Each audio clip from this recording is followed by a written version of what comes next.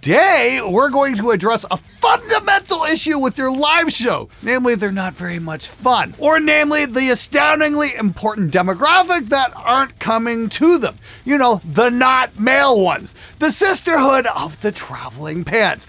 The girls! And no, your mom does not count. She's there because she needs to drive your band home after the gig. And on a side note, just remember, it used to be the sisterhood of the disappearing pants.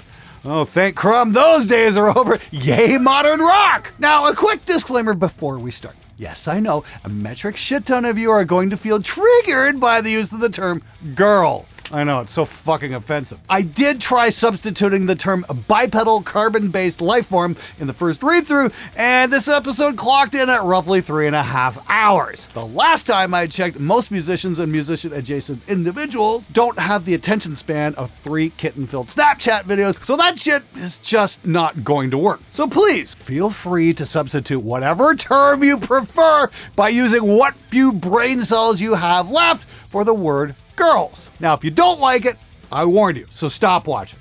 Now, fuck off. Yes, you. Fuck off right now. Feel free to leave a comment. By all means, go away. I can wait. Go on. You and your outrage can get the fuck out of here. I'm not kidding. Run along. All right. If the rest of you are now sitting comfortably, we can begin.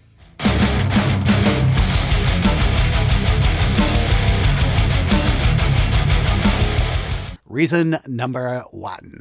Zero stage presence and charisma. Somewhere, somehow, bands manage to forget that one of the keywords in music performance is performance. It's a show, people. Never ever has anybody uttered the phrase, "Hey, you want to go check out Rotted Corpse Humper?" They have all the stage presence of a 2-day-old whale carcass, but with less seagulls. I know, a whole bunch of you are poised to say, but it's all about the music, man. A, that's total horseshit and always has been. And B, your music sucks so hard that only an idiot would pay actual money to endure it without some kind of distraction. But more on that later with a heavy emphasis on the moron part. You don't have to have matching outfits and dance routines, although in your case it probably will help.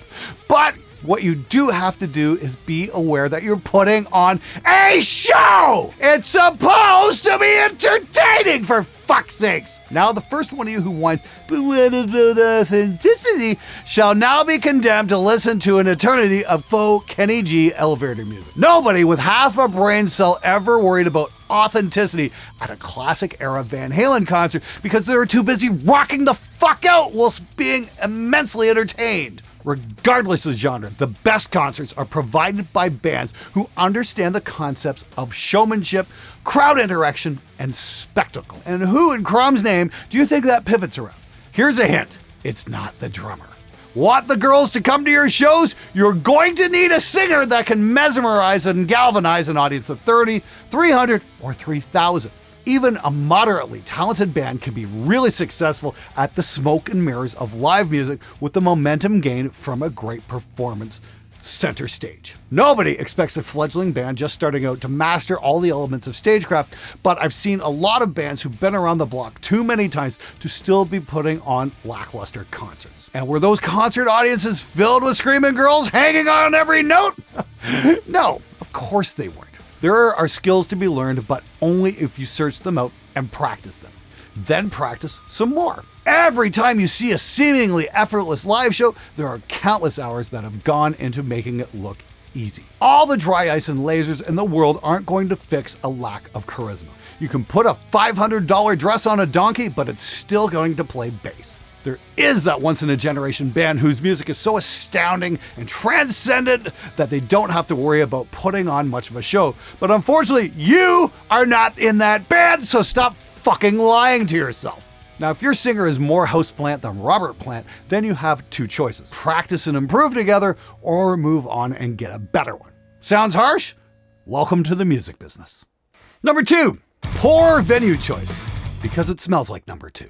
There is nothing that most girls love more than a visit to a thoroughly revolting bar that smells of urine, vomit, feces, desperation, and loneliness. Unless, and I do realize the extreme unlikelihood of this, one or more of your band members are so ridiculously attractive that the venue choice of the Leper's Arms or the Chlamydia A Go-Go really doesn't matter. More to the point, the small number of girls that do want that should raise more red flags than a Soviet military parade. Much like real estate, it's all about location, location, location, and a quick assessment of where you are playing can be as important as what you are playing. If it's in a bad part of town, has a reputation for fights breaking out, has lousy food, and bathrooms that look like the one from Trainspotting, then good luck. Kind of like Harpo's in Detroit, where they take a dump in the urinals and piss in the garbage cans. What a lovely, fun-filled evening out on Detroit's east side, where smart metal fans wear rubber boots and bulletproof vests. Now, if you're touring, you might not know what the upcoming venues are like. If only there was some kind of information network, one so simple to access that even your drummer can do it on portable devices that everybody carried. Do your research ahead of time, you idiots! If you go to a crappy venue that doesn't have any girls, then don't play it again. The definition of insanity is doing the same thing over and over again, expecting a different result. Kind of like genting on an 8-string and wondering why people are listening to Periphery instead of you. Number 3, your insane clown posse of girlfriends and wives. Yep, you're going to have to leave the loonies at home. Laser-eyed, jealous, and clingy partners are a pain at any time, but nothing kills the vibe for girls quicker than a cohort of harpies waiting to pounce on any sign of enjoyment on their part. If your entourage makes up half of your audience, then you have bigger problems to address.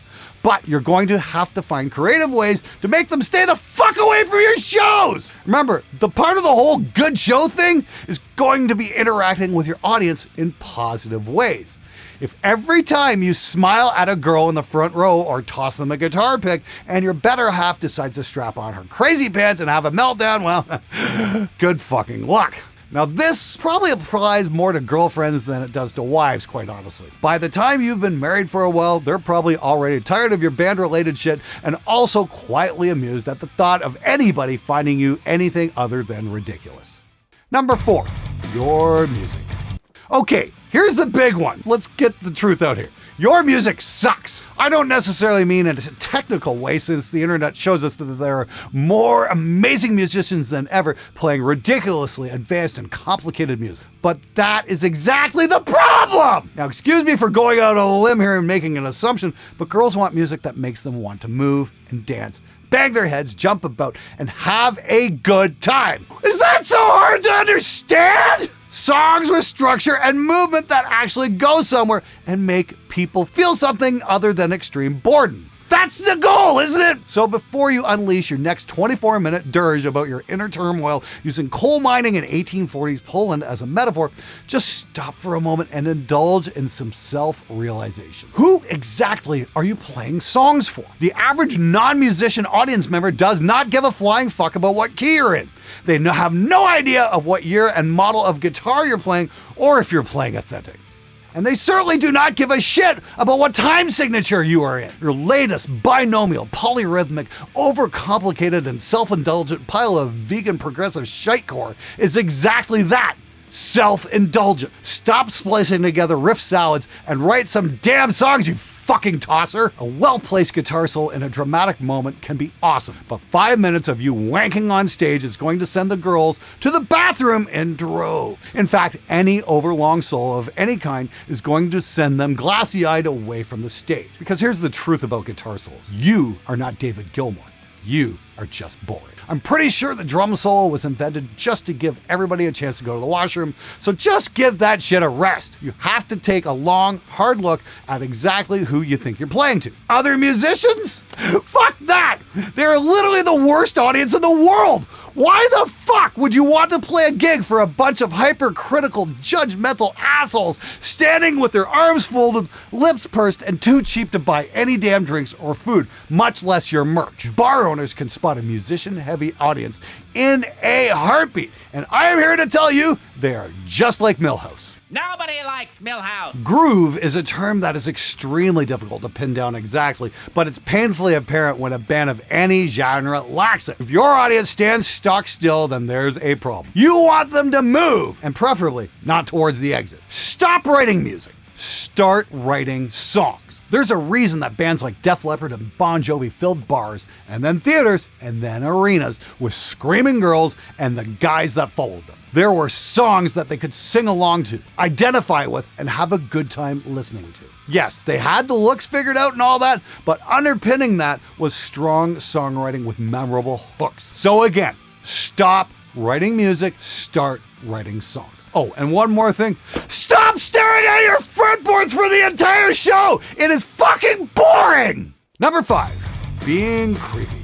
This one's pretty simple. Assuming by some bizarre set of circumstances, you actually start getting girls coming to your shows, you have some decisions about what happens next. The whole reason that you want girls to come to your shows is because where they are, the guys will follow, and suddenly you have an expanding audience, which equals better exposure, bigger gigs, and all that good stuff. Also, you want them to be as broad and inclusive as possible, and possible fan base. What they are not is potential members for you and your band's sordid and delusional rock and roll train wreck. It's not the 70s anymore, guys, and your behaviors and your fans' behavior towards girls coming to shows has to reflect that. You have a duty to care for your audience, all 3 of them. And it's to entertain them and also get them to the door safely and unmolested at the end of the night. So if you see inappropriate behavior in the audience, call that shit out. Stop the show if you have to. Don't forget, we live in an age of instant reportage.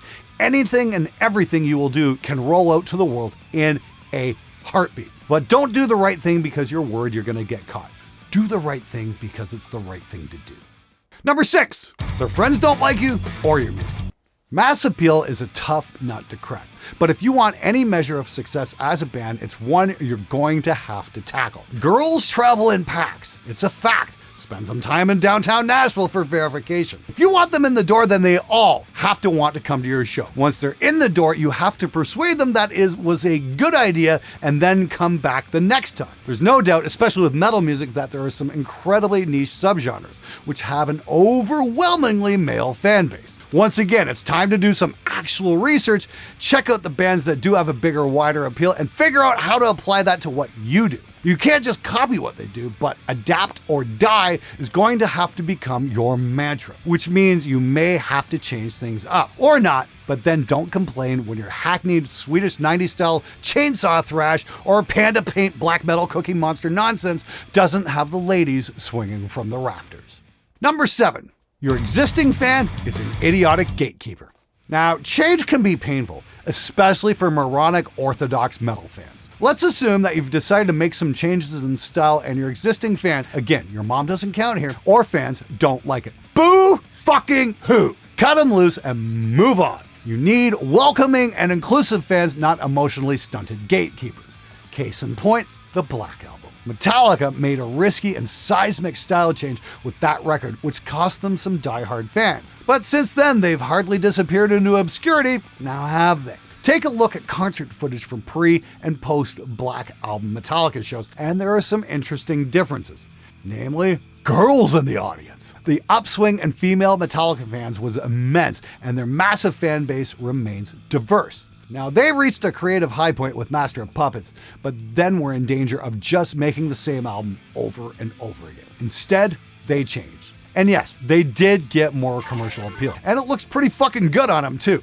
So there you have it. 7 reasons why girls aren't coming to your shows. And once more for the musician adjacent among you, start writing songs! Have fun with this one, Sid. Oh, it's gonna be a burpy one. Here we go. One more time. Fuck. Oh, fuck. God damn it, John.